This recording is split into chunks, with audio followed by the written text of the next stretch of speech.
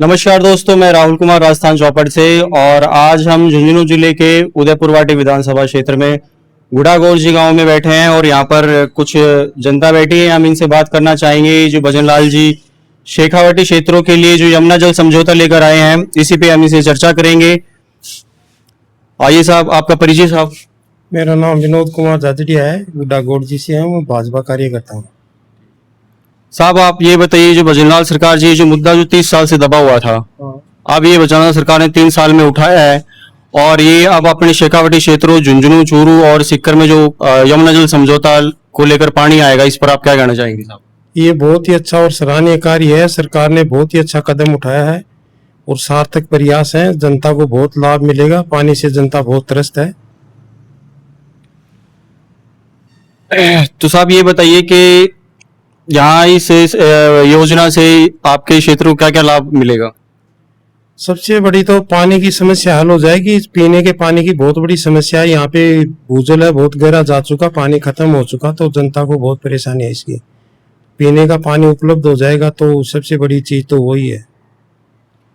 साहब इस समय यहाँ भगवान राम सैनी जी विधायक हैं, उन्होंने यहाँ पर क्या विकास कार्य किए हैं अभी तक?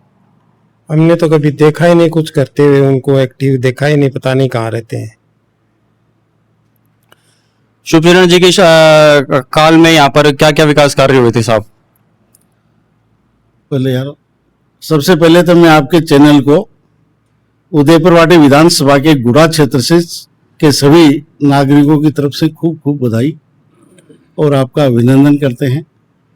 और सुकर्ण चौधरी के कार्यकाल के अंदर शिक्षा के क्षेत्र में, चिकित्सा के क्षेत्र में, रोडों से संबंधित पीडब्ल्यूडी की जो रोडें हैं उनका है, गांव गांव को जोड़ना, शिक्षा के क्षेत्र में बहुत सारी सीनियर स्कूलों को क्रमोन्नत करवाना, स्टाफ की व्यवस्था करना और हर क्षेत्र में मतलब काफी विकास सुकर्ण जी ने किया है।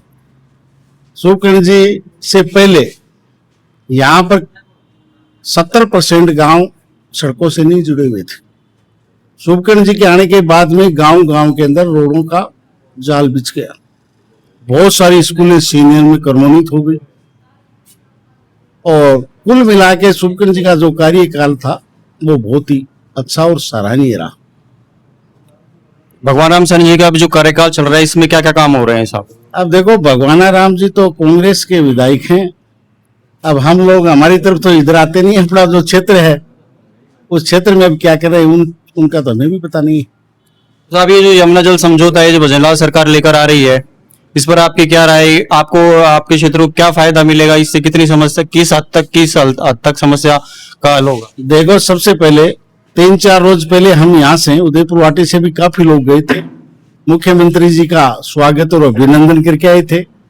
और आज भी मैं भजनलाल जी को, केंद्रीय नेतृत्व को, हरियाणा के मुख्यमंत्री साहिब सिंह, क्या है नाम है, नायब सैनी जी को, यहाँ के उदयपुरवाटी क्षेत्र के लोगों का की तरफ से खूब खूब बधाई देते हैं।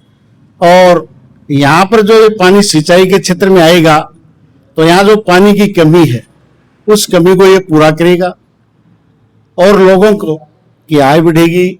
यहाँ पर जैसे बेरोजगारी चल रही है, बेरोजगारी की संख्या काफी हो रही है, तो बेरोजगार लोगों को फायदा मिलेगा, किसान को मिलेगा, मजदूर को मिलेगा। तो ये एक बहुत ही सराहनीय कार्य है।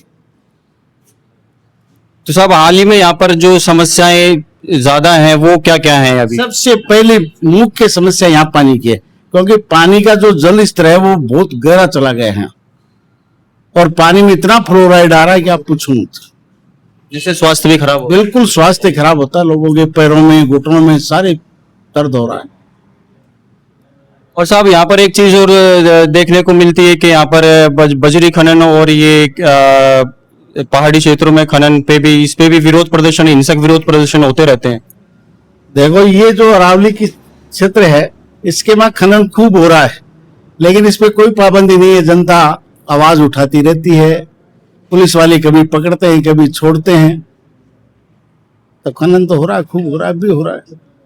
अब इसका समाधान नहीं हो पा रहा। समाधान तो कहाँ से होगा?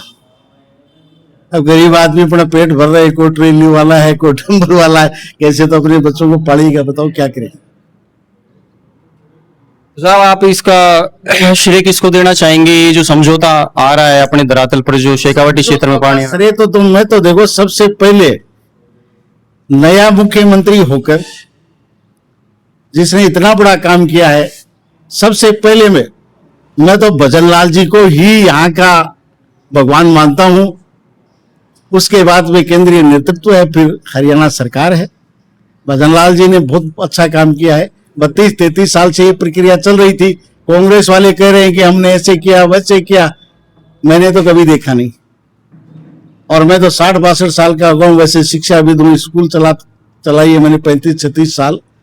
शीश राम जी के कार्यकाल में देखते थे कि शीश राम जी हमेशा कहता था कि नहर आ रही है, लोग हंसी मजाक करते थे, क्या शीश राम जी बोतल में नहर लाएंगे। इसलिए हम सरकार को और भजनलाल जी को, केंद्रीय नेतृत्व को, हरियाणा सरकार को, इस क्षेत्र की तरफ से, पूरे झुंझुनू जिले की जनता की तरफ से, चाहे वो कांग्रेस ही है चाहे वो बीजेपी का, किसी भी पार्टी का, सबके लिए एक बहुत ही अच्छा काम किया है। तो यहाँ के सारे लोग खुश है। साहब मैं आपसे जानना चाहूंगा आपका परिचय साहब। नहीं, फिर भी आप थोड़ा सा ही समझौते के बारे में कुछ बताइए, अपना परिचय दीजिए। साहब कांग्रेस इस समझौते से खुश नहीं है, ऐसा क्यों है साहब? ये तो इनकी विरोध करने की परिपाटी रही है, तो करते रहेंगे। सरकारों में जो सरकार होती है उसके खिलाफ सभी बोलते हैं, जो विपक्ष वाले होते हैं वो। डोटासरा भी कह रहे हैं कि आपने कोई बहुत बड़ा तीर नहीं मार लिया, बताओ। अब डोटासरा जी देखो कहेंगे तो उनका राजनीतिक पॉइंट है, इसके बारे में तो मैं क्या कहूँ। तो बोलते रहते हैं, नेताओं का काम है। देखो कोई भी अच्छा काम होगा उसका विरोध करेंगे, खराब होगा उसका भी करेंगे। तो ये तो उनको तो उनकी खेती है, उसमें तो वो यही खेती है उनकी, तो विरोध करना। तो साहब आपको क्या लगता है इस समझौते से आगामी चुनाव पर असर पड़ेगा? असर तो अब जनता किस रूप में लेती है, बाकी बढ़िया ही होगा। जनता सही रूप में लेगी, क्योंकि समस्या मिटती है तो उसको कुछ ना कुछ तो उसका फायदा मिलता है। जो सरकार होती है उसके पक्ष में जाता तो है ही आदमी। तो साहब आप भजनलाल सरकार को इसको श्रेय देते हैं, तो आप कितने नंबर देना चाहेंगे सरकार? इसमें से तो 10 में से 10 ही आएंगे। तो आप अगला सीएम भजनलाल सरकार को देखना चाहेंगे? अब बीजेपी सरकार है, वो सीएम तो किसको बनाएंगे? हम तो वोट डालते हैं, वोट डलवाते हैं, हमारा तो काम सीएम बनाने का है। वैसे तो जनता ही वोट सीएम बनाती है, पर वो तो बाकी तो काम आला कमान का, किसको मुख्यमंत्री बनाएगी क्या करेगी वो तो हम नहीं कह सकते इस बारे में। भजनलाल जी बनेंगे, कोई भी बीजेपी सरकार आएगी तो वो आला कमान तय करेगा कौन बनेगा। हम तो बीजेपी के वोटर हैं, बीजेपी को वोट डालते हैं, उसके लिए काम करते हैं। साहब आप ये मुद्दा 30 साल से दब रहा था, ये भजनलाल सरकार ने 3 साल में इसको खड़ा कर दिया है लाकर, और अब 34 करोड़ का बजट भी पास हुआ है। हरियाणा के अतनीकुंड बैराज से पाइपलाइन डलेगी साहब 34 करोड़ जी, 34,000 करोड़ का। और हरियाणा के अतनीकुंड बैराज से पाइपलाइन डलेगी, 295 किलोमीटर लंबी है ये। तो मतलब साहब धरातल पर पानी आ जाएगा, तो इसका मतलब चुनावों में इसका असर तो देखने को मिलेगा साहब।